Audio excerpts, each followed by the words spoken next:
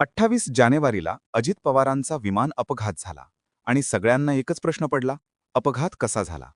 अगदी पहिल्या दिवसापासून याबद्दल वेगवेगळ्या थिअरीज समोर येत होत्या. पायलटचा रनवेचा अंदाज चुकला असेल, लो विजिबिलिटीमुळे लँडिंगमध्ये चूक झाली असेल, लँड झाल्यावर रनवे ओव्हरशूट झाला असेल, इथपासून ते विमानात आधीच बिघाड असेल, विमानाचं इंजिन लँडिंग आधीच बिघडलं असेल, हा अपघात नाही घातपात असेल, अशा अनेक शंका समोर आल्या. या सगळ्या शंकांचं उत्तर फ्लाईट लँड होण्याआधी नेमकं काय घडलं, दोन्ही पायलट्समध्ये काय बोलणं सुरू होतं, यातून मिळणार आहे. माहिती मिळेल अर्थातच विमानाच्या ब्लॅक बॉक्समधून. पण मागच्या 2 दिवसात अजित पवारांच्या अपघातग्रस्त विमानाचा ब्लॅक बॉक्स गायब झालाय. ब्लॅक बॉक्स खराब झालाय, ब्लॅक बॉक्स जळालाय, ब्लॅक बॉक्स परदेशात पाठवणार आहेत, अशा अनेक बातम्या आल्या. वेगवेगळ्या चर्चा सुरू झाल्या. पण अजित पवारांच्या अपघातग्रस्त विमानाचा ब्लॅक बॉक्स कुठे आहे? तो परदेशात पाठवला जाईल का? आणि ब्लॅक बॉक्समधून काय समोर येऊ शकतं? पाहूयात या व्हिडिओमधून. 28 जानेवारीला अजित पवारांच्या विमानाचा अपघात झाला. त्यानंतर त्याच दिवशी संध्याकाळी अपघातग्रस्त विमानाचा ब्लॅक बॉक्स सापडला अशी बातमी आली.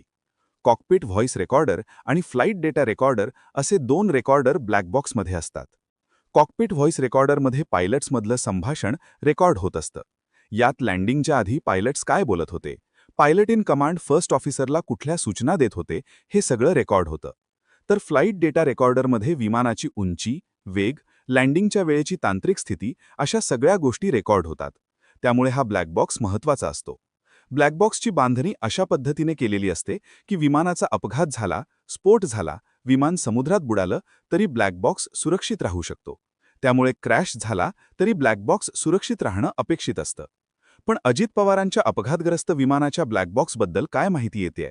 तर हा ब्लॅक बॉक्स जळालेल्या अवस्थेत असून तपासणीसाठी परदेशात पाठवला जाणार आहे. या बातम्या सुरुवातीला सूत्रांच्या आधाराने देण्यात आल्या. त्यात काँग्रेसचे प्रवक्ते अतुल लोंढे यांनी व्हीएसआर विमान कंपनी ब्लॅक बॉक्स बंद करायचा असा धक्कादायक दावा केला. त्यावर बोलताना रोहित पवारांनी ब्लॅक बॉक्स बंद ठेवता येत नाही. अतुल लोंढे म्हणतात त्याप्रमाणे ब्लॅक बॉक्स बंद केला असेल तर खऱ्या गोष्टी बाहेर येऊ नयेत म्हणून आता एक कारण लोकांमध्ये पेरलं जात आहे. ब्लॅक बॉक्स बंद करता येत नाही. पण ब्लॅक बॉक्स बंद असल्यामुळे चौकशी करता येत नसेल तर मी म्हणतोय त्याप्रमाणे हा अपघात नव्हता, हा घातच होता, हे क्लिअर होईल, असा आरोप रोहित पवारांनी केला. सोबतच त्यांनी दुर्दैवी अपघातानंतर 20 दिवस झाले पण अजूनही तपासाला वेग आला नाही. केवळ व्हीएसआर कंपनीला पुरावे नष्ट करता यावे म्हणून तर उशीर होत नाही ना? की कंपनीला कोणाचा वर्दहस्त आहे, हा प्रश्न सामान्य नागरिकांना पडला आहे, असा सवाल सुद्धा केला. अमोल मिटकरी यांनी सुद्धा ब्लॅक बॉक्स जळालेल्या अवस्थेत असल्यानं डेटा रिकव्हर करायला अडचण. आता ब्लॅक बॉक्स विदेशात रिकव्हर होणार आणि लवकरच विमान अपघाताची माहिती मिळणार असे समजतो, असा खोचक टोला लगावला. ज्या ब्लॅक बॉक्समधून विमान अपघाताचं कारण समोर येणं अपेक्षित आहे, तो ब्लॅक बॉक्स जळाल्यानं पुन्हा शंका-कुशंकांना बळ आलं. अशातच एक बातमी आली आहे ब्लॅक बॉक्स गायब झाल्याची. पण ही बातमी चर्चांमधून पुढे आली होती.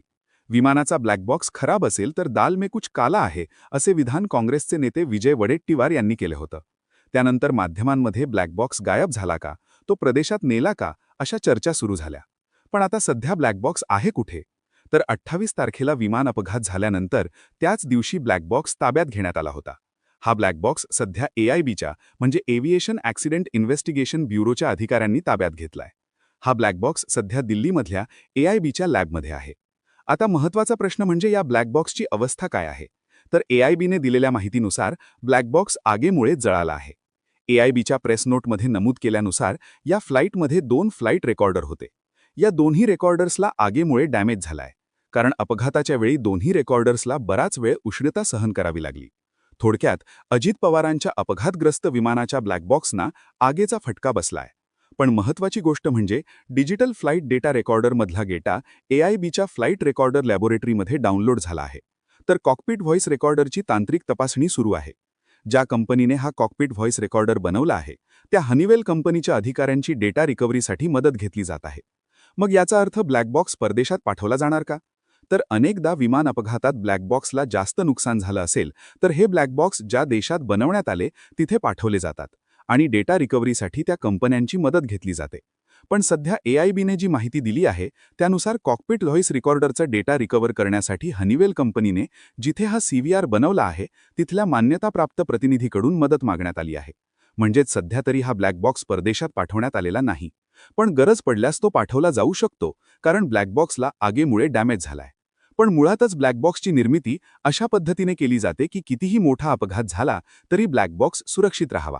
काही अपघातांमध्ये ब्लॅक बॉक्स 2 वर्ष पाण्याखाली राहून सुद्धा सुरक्षित राहिला होता. मग अजित पवारांच्या विमानाचा ब्लॅक बॉक्स जळाला कसा?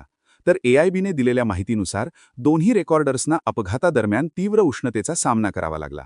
त्यामुळे फायर डॅमेज झालंय.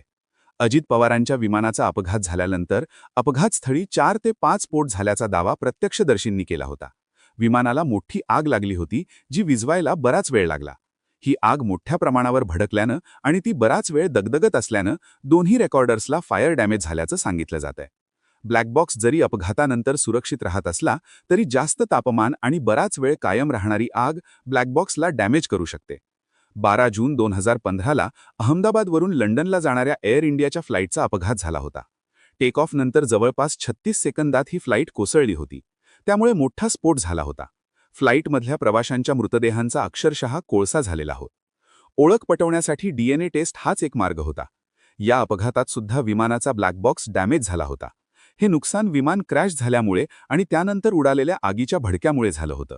पण तरीही 26 जून 2015ला या ब्लॅक बॉक्समधला डेटा डाउनलोड करण्यात AIBच्या लॅबला यश आलं होतं, अशा बातम्या आल्या होत्या.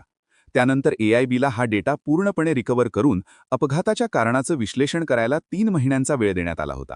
पण अजून तरी अधिकृतपणे माहिती पुढे आलेली नाही. जर अपघाताची तीव्रता जास्त असेल, आग मोठ्या प्रमाणावर भडकली असेल, तर ब्लॅक बॉक्स डॅमेज होऊ शकतो. पण तरीही त्यातून डेटा रिकव्हर केला जाऊ शकतो. फक्त यात अडचणी जास्त येतात. थोडक्यात, अजित पवारांच्या विमानाचा ब्लॅक बॉक्स गायब झालेला नाही, तर 2 फेब्रुवारीला तो दिल्लीला पाठवण्यात आला आणि सध्या AIBच्या लॅबमध्ये त्याची तपासणी सुरू आहे. ब्लॅक बॉक्स हा अपघातासंदर्भातला सगळ्यात महत्त्वाचा पुरावा असल्यानं तो गायब होणं शक्य नाही. त्यावर केंद्रीय तपास यंत्रणांकडून सतत प्रक्रिया सुरू असते. आणखी एक महत्त्वाची गोष्ट म्हणजे अजित पवारांच्या अपघातासंदर्भात असलेलं ब्लॅक बॉक्सचं महत्त्व. अजित पवारांच्या अपघाताबद्दल अनेक शंका उपस्थित झाल्या आहेत. त्यांची उत्तरं ब्लॅक बॉक्समधून मिळणं अपेक्षित आहे. पहिल्यांदा लो व्हिजिबिलिटीमुळे लँडिंग अटेम्प्ट रद्द केल्यानंतर पायलटने दुसऱ्यांदा अटेम्प्ट केला. पण तेव्हा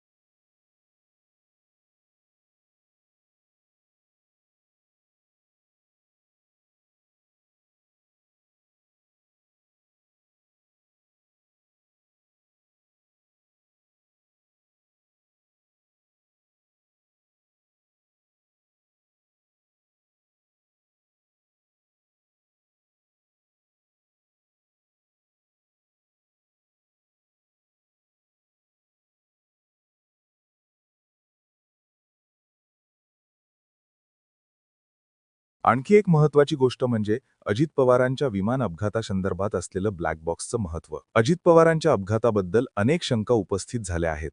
त्यांची उत्तरं ब्लॅक बॉक्समधून मिळणं अपेक्षित आहे.